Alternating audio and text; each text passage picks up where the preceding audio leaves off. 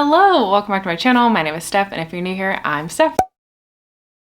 So we are now on episode 6 of Read It Down. We're halfway through the year. Since this is the 6th month of doing this, we are going to have check-in at the end to talk about the amount of books that I've read off my physical TBR because of this series, but I think I'm also going to look at just how many books I have read in general off of my physical TBR for the year. With that being said, if you are new here, Read It Down is a series that I have on my channel where I send my friends pictures of my physical TBR, which are the 2 shelves on this side of the room.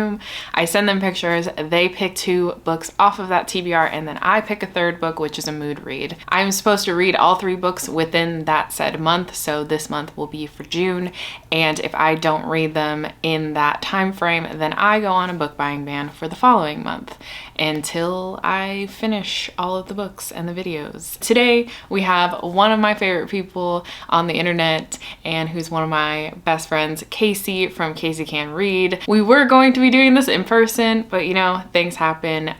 She's coming to see me at a later time. But the other thing I wanted to mention, it is now like late 2nd week of June, so I'm giving myself a grace period with this video since I did get the video a little bit later, which is no big deal. So per usual, I'm gonna guess like 2 or 3 books that I think Kasey will pick off of my TBR based off of what I know she has read and loved. The first one, hands down, is The Great Alone by Kristen Hanna, because she literally said something about it when in one of these videos I was talking about historical fiction, and I said, oh, I think the only historical fiction that I own that I know for sure is historical fiction is The Great Alone, and I'm too scared to pick that up. And she was like, I'm gonna make you read that, I think. So that's why I'm guessing that one. My other guess is I'm So Not Over You, because I think she just recently read this and loved it, and I don't know when she filmed this. I know it wasn't that long ago, so there's the potential that she will pick that one because she just recently loved it. And then the last one that I think she would pick, I think she would pick this because I know she recently gave this 5 stars like within the last couple of months, and I think she said it was one of her favorite books of the year, and that is Ophelia After All. And I would be really excited to read this, but let's just watch this video. Hi, Steph. And thank you so much for picking me to be on June's video installation of Read It Down. I freaking love this series and I love you, and I'm so happy to pick 2 books for you to read, to get off your TBR, and hopefully to fall in love with. I'm interested to know what you think I'm gonna pick for you. The first one, a literary masterpiece, and I feel like you started reading this and just never finished for some reason, but I'm hoping I'm making that up in my mind. Okay, I'm hoping. So the first one, Honey Butter Pig Bread. I always say the title wrong. It's Butter Honey Pig Bread. Just a literary masterpiece, and I think you should put on your like literary fiction girly hat on because this is your moment, okay? But Butter Honey Pig Bread is your moment to shine. I hope you fall in love with this book. Like I said, it is sapphic. One of the main characters is a lesbian, and it does explore her relationship with this one woman. But at the core, this book is about 2 sisters who survived a really traumatic event when they were young, and now they've kind of grown apart. And it's about them and their relationship and them potentially coming back together and finding each other, and also about like their independent lives. So, it's just really wholesome content, and also it's really beautiful, and it's just, I haven't seen anyone, you know, read this and not like it, but it's one of my favorites, and I'm a little bit hopeful that you'll love it. And the second book, I feel like this is quite obvious too, but I picked Ophelia After All, which is by far my favorite YA contemporary book. This book is exactly what I wish I had when I was younger, as a little queer baby. It's written with so much love and so much care, and it's just like all of the worries that a queer teenager has about not being accepted, about having to come out, about, you know, exploring yourself and being a different version of yourself than you had originally imagined. This book explores all of that and leaves you feeling so loved and leaves you feeling so empowered and ready to take on the world, which is like the perfect book for Pride Month. So again, this book is about Ophelia, who is our main character, who is known for being boy crazy, and that's kind of like how everyone thinks of her. And then Ophelia starts developing a crush on one of her friends who's a girl, and she kind of has this internal breakdown because she's like, well, who am I if I'm not boy crazy? Who am I if I start liking girls? And how does that change everyone's perception of me? So this book is very young because it's following seniors in high school who are about to go to prom, and that's a big issue for them too. But I hope you can appreciate and enjoy the youthfulness of this book, and maybe it will speak to your soul. Maybe you'll also read it and be like, dang, some part of me needed this too. So yeah, these are two of my favorite books of this year. So these are recent favorites. These are books that you will probably see in my favorites of the year wrap up. And I really hope you love them. And if you don't, we had a good thing going. Okay, so my battery actually died at like the very end of me reacting to that video, so my reactions are probably gonna be really off with that. But she picked Ophelia After All, which is one that I guessed, and I'm really, really excited to read this one, and Butter Honey Pig Bread, which I had not started reading. I know it was on a TBR sometime last year, and I didn't get around to finishing that TBR, so I didn't even get to pick this up. But I've been highly anticipating this book.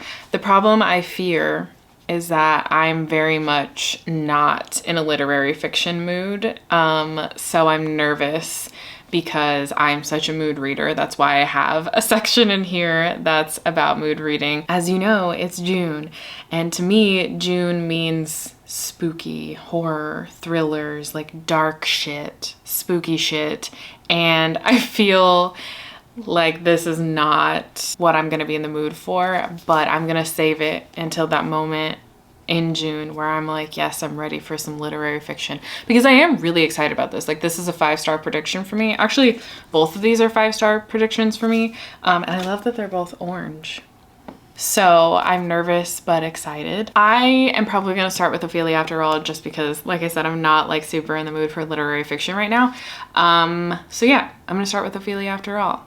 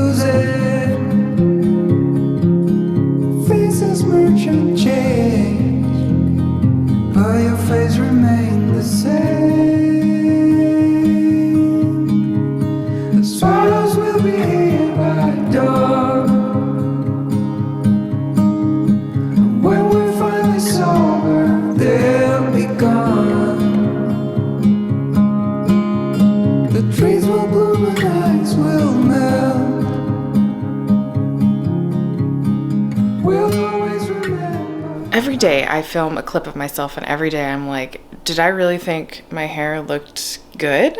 I didn't though, because I didn't actually watch myself put it up in a mirror. I just put it up and prayed, sent it to the gods. Anyway, I guess, you know, Read It Down is like a month-long vlog of my life and my reading of sorts. Is it? No, probably not. I don't share that much here, I feel. I get embarrassed, I think. Anyway, the point is, I've been on a journey of sorts. A health journey, if you will.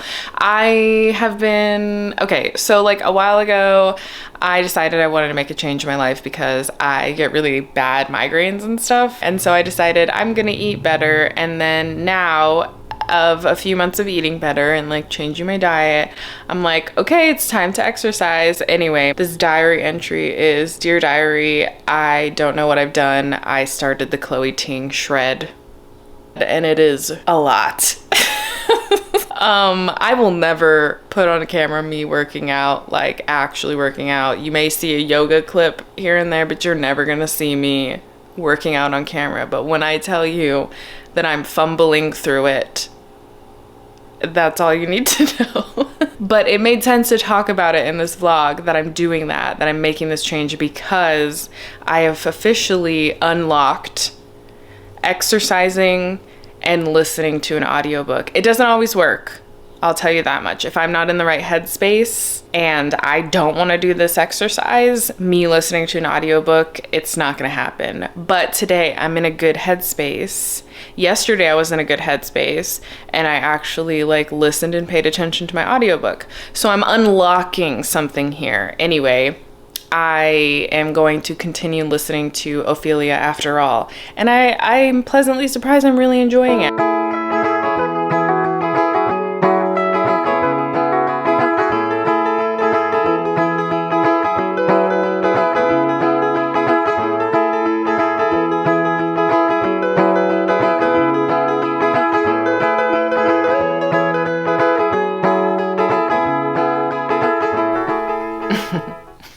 I'm halfway through Ophelia After All, and I'm loving this book. In another vlog recently, I read a sapphic coming-of-age story. I read I Kissed Shara Wheeler, and I did not like that book. I hated it actively. It reminded me so much of Paper Towns, and it made me nervous. I don't like YA contemporary, but I love YA queer contemporary where somebody is coming out, discovering things about themselves, having their first time crush on somebody.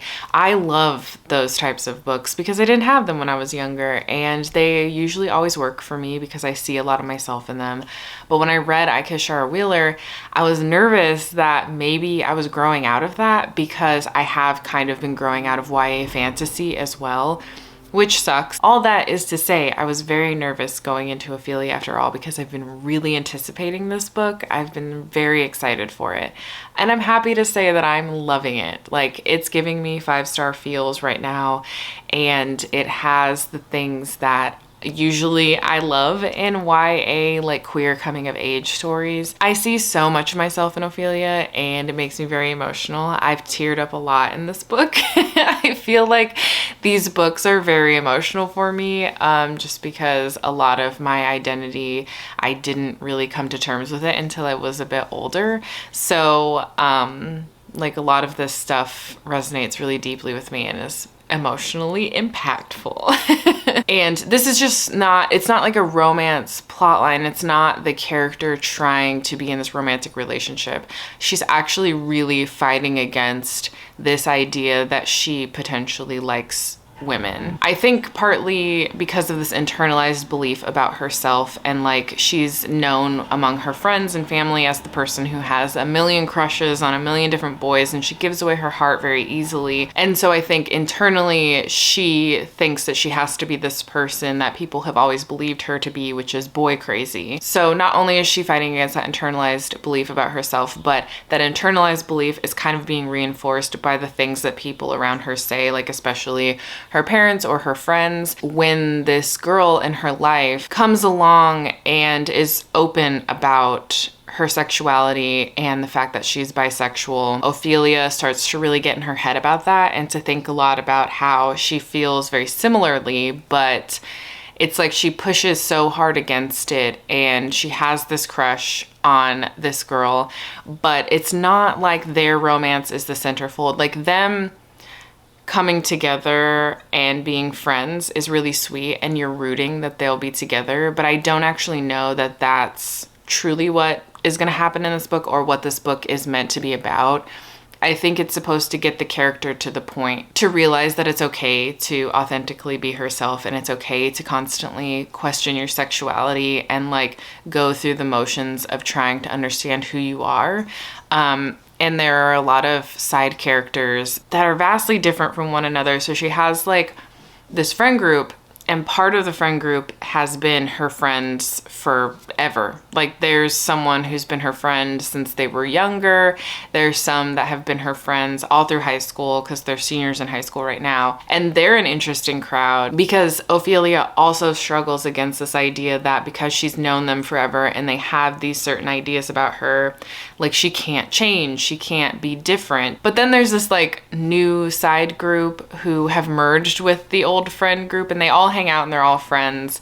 But Ophelia is starting to get closer to some of these people. And I think, like with anything in your life, it's always easier to, maybe not, it's maybe not always easier, but I tend to feel like it's easier when somebody doesn't know you and you're going through these changes to be open with those people because they have no preconceived notions about who you are based on these years and years of knowing you. I think this book does that well. It explores that idea that we put ourselves into boxes, and sometimes our friend groups put us into boxes, and we feel like we don't have the room to grow, so we try to move on elsewhere. And I really love that discussion, especially because Ophelia is having that discussion with somebody who hasn't been in the friend group for a really long time, and she's just starting to get to know them, and like the advice they're giving her, or like the wisdom that they have, I feel is really good. Like,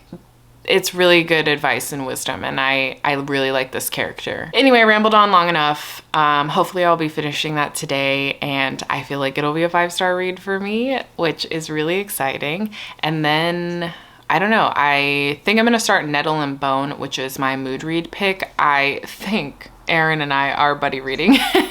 We talked about it the other day.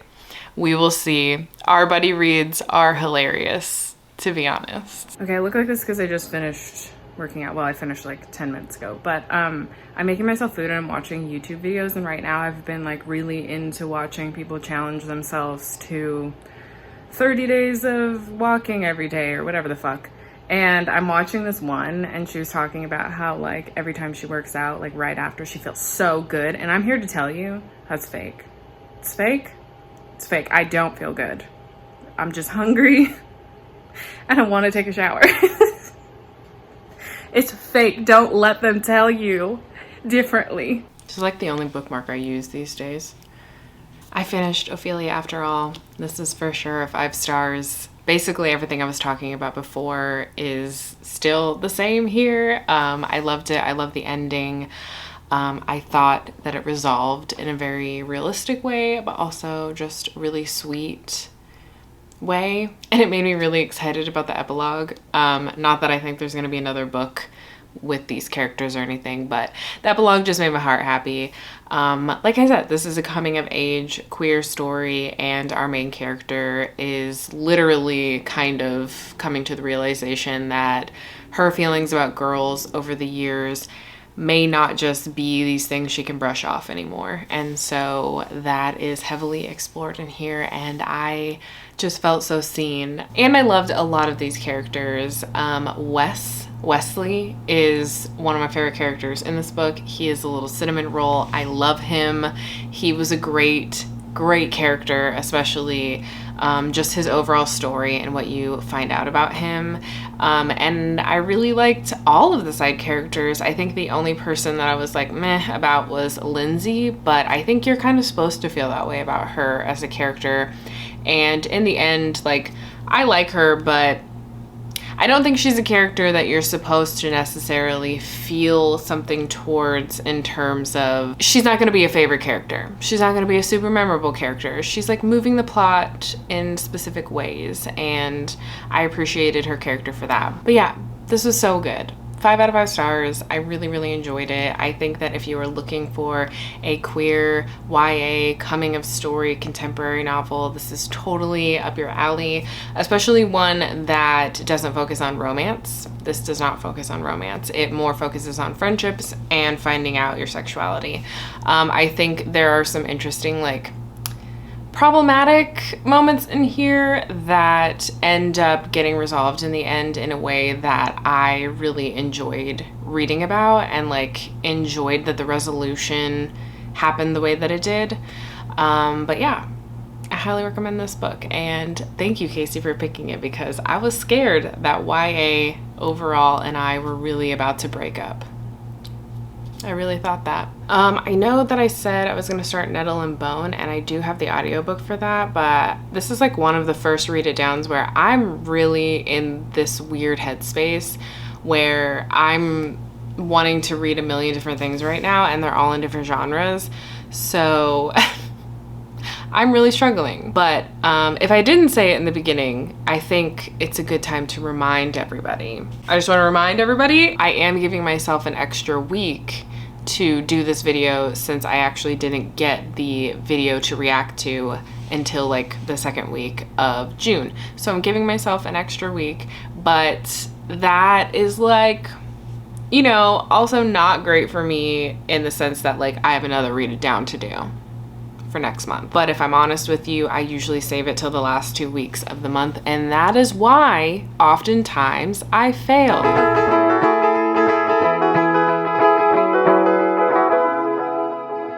They gathered by the sea, sand people anxiously. Not once did speak to me. When tides came, did not flee.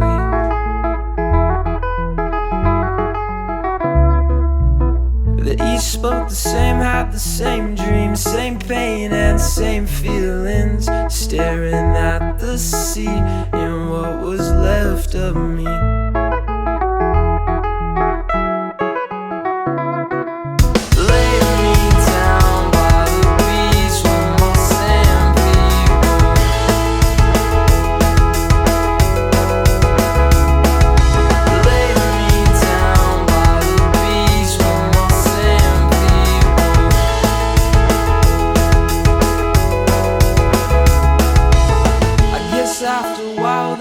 Found out, they tried to shout, but when in doubt, the facade of the sea staring back at me.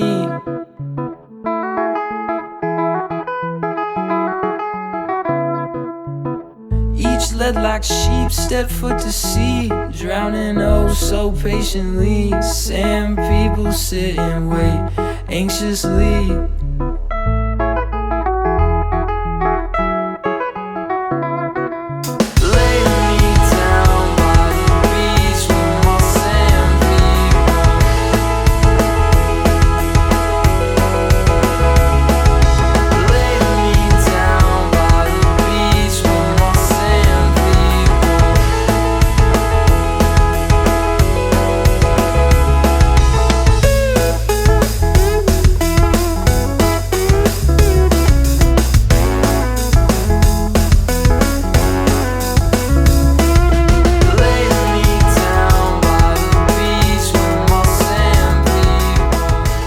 I'm trying to do this update so fast because I've said it before in a few other videos, but my across the street neighbor blasts music all day, and recently it's gotten kind of worse because as soon as it hits 9 o'clock in the morning, he starts playing music. So we only have a matter of time. He's on the phone right now. I'm gonna do an update. So for my mood read, I decided to pick up Nettle and Bone, and I am buddy reading this with Aaron and Katie, and it's been really fun buddy reading it with them because we've been discussing like little things in here that we love. And at first, not gonna lie, like the first 50-60 pages I was like, this is really interesting, but I wasn't that into it. But now I am 152 pages into it and I'm loving it. It is creepy, fairy tale vibes. There's like two ships that I have. There's two couples that I really want to couple. I need them to get to coupling. And I kind of love that our main character, Mara, is naive. She's very naive. And I think that works for this book. Like, I think it works for what her background is as a person. She's a princess. So I think it works really well for her background. And the thing about T. Kingfisher is it's gonna be funny. Like, there are parts of these books that are gonna be funny. And it made me really happy to read this and enjoy it because I'm so excited to try other books by T. Kingfisher. Even though The Hollow Places wasn't my favorite book, I still really thought it was funny and I liked the writing style. I think I just got a little lost in that story. I'm potentially thinking about rereading The Hollow Places just based off of how much I'm loving this book.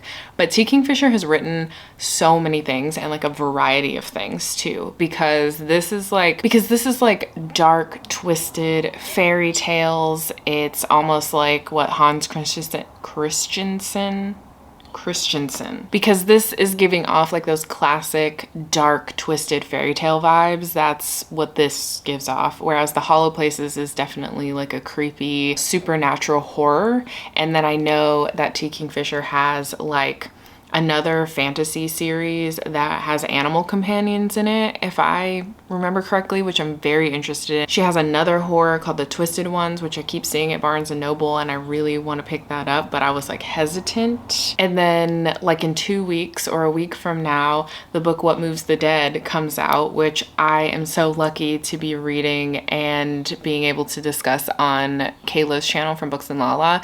That is her Literally Dead book club pick for August, so we will be discussing that book, and I'm so excited to get to that one now because I don't really know what vibe that's gonna give. I think it's horror because it's a take on Edgar Allan Poe, so I'm pretty sure it's gonna be more horror like her other books. But she just like writes a range of books. I even think somebody recently did a reading vlog where they read like a fantasy romance that she did. T. Kingfisher has range. I'm having a really good time. I was nervous. I was very, very nervous going into this, but I'm having a good time now.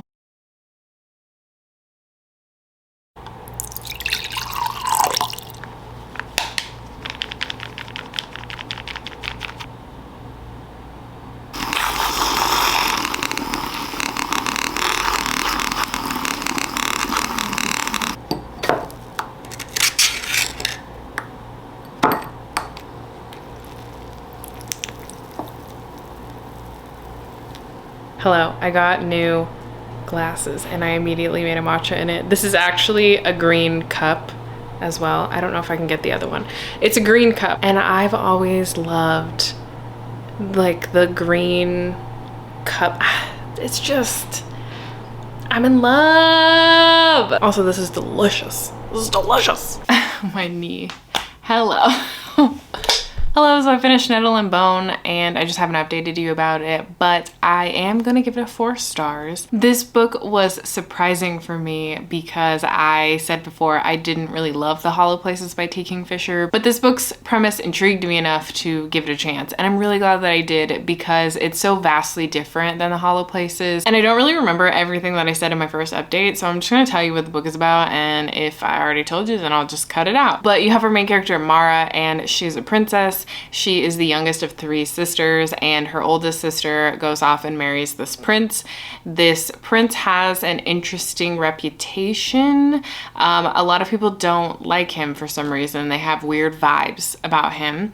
Turns out her sister ends up dying from a fall from a horse. Because her sister died and her family's kingdom is trying to keep an alliance with the prince's kingdom, they then send the middle sister to marry the prince now that her older sister is dead. But Mara has a really bad feeling about it. She's not super close with her middle sister like she was her older sister, but she feels like something weird is going on.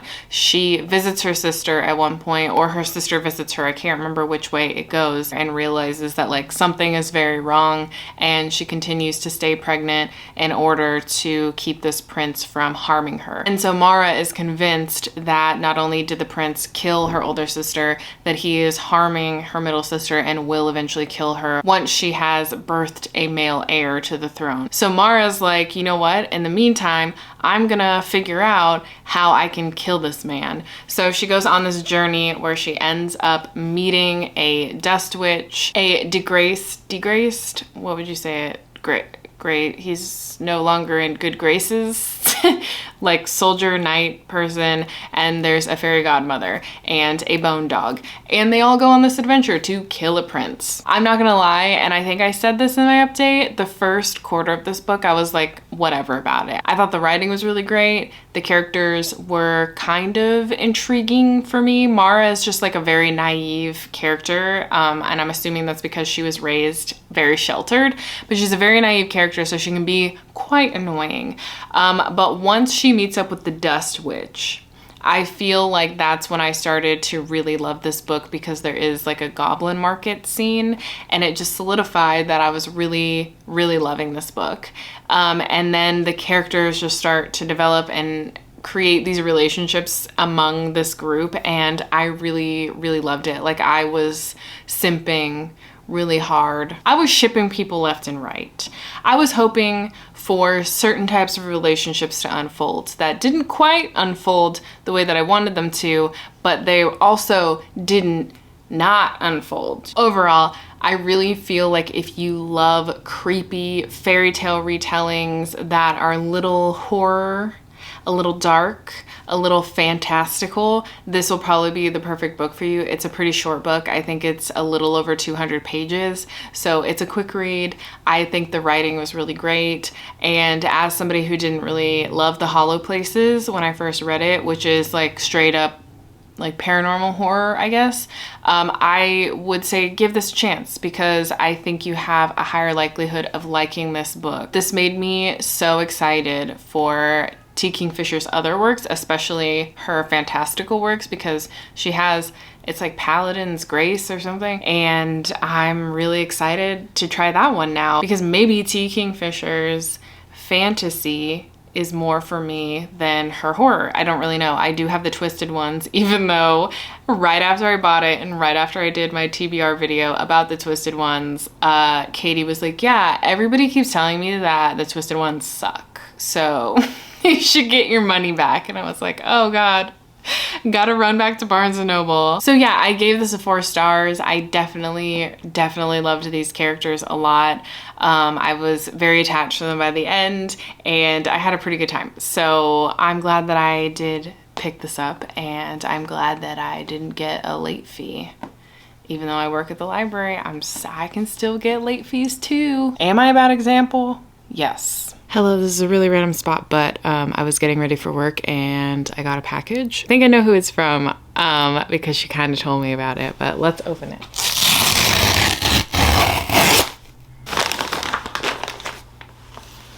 The first note says, I absolutely love this book and the found family. Hope it makes you as happy as it made me. From Erin. And then here's to creating healthy sleep routines, from Erin. I'm gonna pull out the chunky one first. Oh, okay. I've been eyeballing this at the store because of Erin. I love this. Thank you so much. As we all know, I don't always know what books are about when I'm interested in them. I just go by buzzwords or the fact that certain friends that have similar tastes to me are interested in the book as well, or they've read it and given it high reviews. Both is true for this, because Erin loved this book, and so I think that's why I added it to my TBR, but also some of the buzzwords say every shadow hides a truth, every hero hides a lie. A usurped prince will take up the mantle of a deadly assassin to reclaim his kingdom, his people, and his slain god in the explosive start to David Dalglish's new epic fantasy trilogy. I mean, we have assassins, we have gods, we have a throne. Slain gods, not even just gods, slain gods. I'm so excited for this. Thank you so much, Erin. I have a feeling, because of what the second note said, that I know what book is about to be pulled out and I'm gonna scream. Yeah, it's Why We Sleep. If you watched my last vlog, it might be my last vlog, I don't know when this video is going out, but if you watched my vlog where I tried to basically swap my screen time for reading before bed to see if it would help me sleep better, I talked about how I wanted to read this book because so many people said that this book really changed their life and their sleeping habits, and it was checked out from the library. I still haven't gotten that book, and I did that video like almost a week ago, so thank you so much, Erin. I love you. I talk to Erin like every day these days, and it's just, I'm so glad we're friends. Thank you so much, Erin. Anyway, I'm gonna go to work now. Hi, I'm doing this on my phone, so the quality is not as good, and the audio is probably not as good either, but my camera is like exporting all this stuff, and I just really wanted to do this update because I am 156 pages into butter honey pig bread. And I'm not gonna lie to you, I want to preface this by saying I do like it, and it gives me the same vibes as when I read Patsy. What I'm prefacing is that I do really enjoy this. Patsy was like a 5-star read for me. I really enjoyed it. This gives me the same vibes. This feels like a 5-star read. I'm just not in the mood for a book like this right now. Like, objectively, I know that this is so good, and in another mood of mine, you know, because I have so many, and another mood of mine, I would have devoured this, but this has taken me so long to read, just 156 pages, because I don't know, I'm just not in the headspace for it, but I like it at the same time. Like, it sucks me in when I'm reading it, but picking it up has been such a chore, and I don't know why, because like I am enjoying it. I mean, I'm lying. I said exactly why I don't want to pick it up and why it's hard for me to get through it is because I'm not in the mood or the headspace for the genre right now. And you know, I wanted to be transparent about that because I feel like I go through this a lot, and I know that there are people in like a couple different camps when it comes to reading. There are people who are mood readers and those who can read literally a list of books that they make and stick to it. There are those people who are affected by that mood reading. Like, the reason they choose to mood read is because their mood really dictates what they want to read and what they may enjoy in that moment. And like, this is something I know is objectively a 5-star. That's what sucks about being a mood reader, is sometimes there are books that I objectively know are going to be 5 stars, but I just have a hard time because my brain is like, I want to read this genre. Right now it's horror, if you wanted to know. It's horror and Robin Hobb. And then there's those people who can stick to that TBR and their reading is not affected by their moods. And I so wish that I was that person. I really, really do. I wish I could just make a list of books and just read it. But if I don't go with my mood reads, I usually get into a slump. And I feel like this year especially, I have been that person. I've been the person that has just constantly gone into slumps because I haven't really been going with my mood as much as I think that I am. And it's annoying. It's very annoying. So now I have this dilemma where I'm like, should I just put this down for now and come back to it at another point? And it's not even a matter of like, am I gonna finish this video? Because regardless of my choice, it's either going to be I'm putting it down, it's a DNF for now, it doesn't get rated, and that's totally fine. I know that I'll come back to this because I can definitely see myself being in the mood for this when I'm back into my literary fiction era, which happens usually in the winter time. That's another thing about me. I'm very seasonal. I am a seasonal reader at times. Maybe my seasons don't feel correct with other people's, because like horror season and spooky season for me lasts from summertime to usually like October. And then like November and December, I'm usually in my fantasy and literary fiction era, right? That's how that works for me. And I unfortunately think that this is gonna have to be a DNF, even though I'm very close to finishing. I think this is only a little over 300 pages, so I pretty much have about half to go.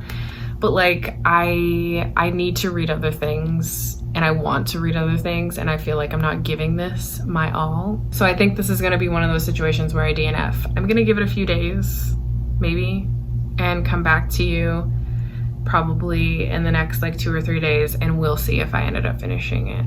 But I'd like to note that I'm not DNFing it from a place of not liking it. I hope I made that abundantly clear. I'm pretty sure I've repeated it like 7 times. Good morning. So I did decide that I'm gonna DNF Butter Honey Pig Bread because it's been like a day. I haven't picked it up, and I actually started and finished a whole other book in the meantime. So I think that says a lot. I am really sad that I didn't get to read it for this specific video, but I have decided whenever November and December rolls around, I am going to read this as my mood read for one of those months. So this is not the last time that you will see this book. That being said, we will talk about Kasey's ranking in here, even though I feel a little bit unfair about it. But funny enough, she actually is like right in the middle. because Ophelia After All was 5 stars. So this is the current ranking. It may shift because when I pick up Butter Honey Pig Bread in the future, I will count it towards Kasey's score. And we get to talk about how many books I've read for this video series, but I also wanted to talk about how many books I've just read off of my physical TBR this year versus how many books I've read this year.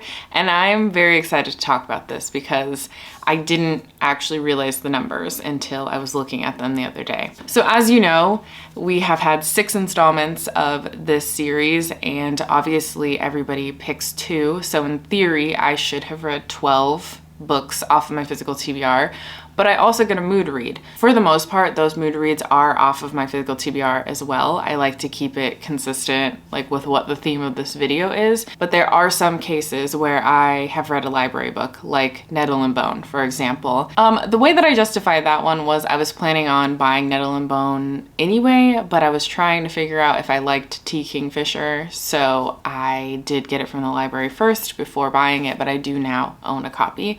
So it does technically count for my physical TBR. But yeah, that one was kind of pushing it. Like normally I try to read off of my physical TBR for all 3 of the books.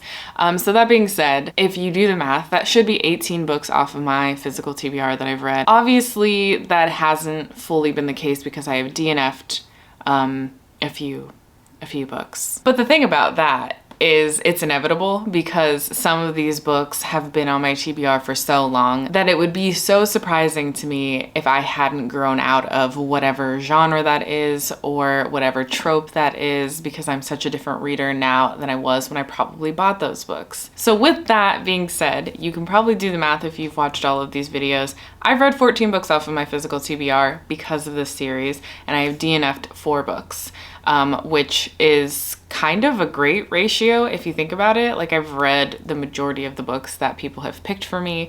Not that I've liked all of them, but I have read them. What's even more fun is I decided to look at my Goodreads as a whole and see if I have read a lot of physical books off my TBR just generally. And when I was doing that, I knew that I had been reaching for books that were on my TBR. I think the problem that I run into is that I just buy more books, you know?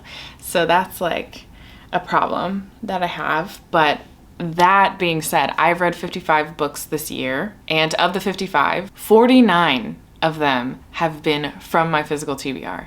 That means I've read 49 books off of my physical TBR this year, and only 6 books that were probably from the library or from like Scribd or something, because those are the things that I use, are like the library or Scribd. So I'm just gonna say it. I feel like I'm doing really well with sticking to reading down my owned TBR. And I know TBRs are like a couple different things for people. It's all of the books that they ever have wanted to read. And then there's me, where it's the ones that I own.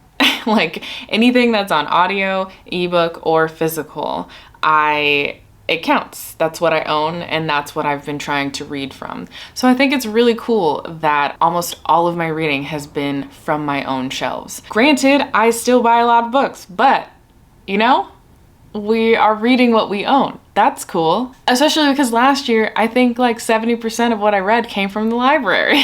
So yeah, I'm really excited to see those numbers, and it's been nice to actually like feel as if I'm making a dent on my shelves. Even though I do fill those holes pretty quickly, I am making a dent, and that's exciting. I'm gonna do an unhaul soon, actually.